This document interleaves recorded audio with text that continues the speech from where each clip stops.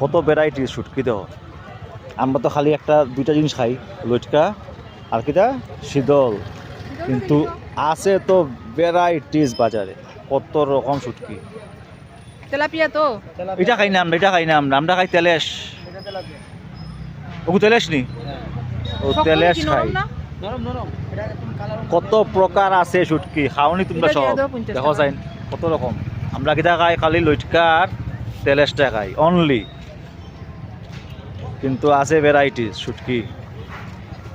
তো লইলিরাম আমরা এখান থেকে তেলেশ আর লটকা।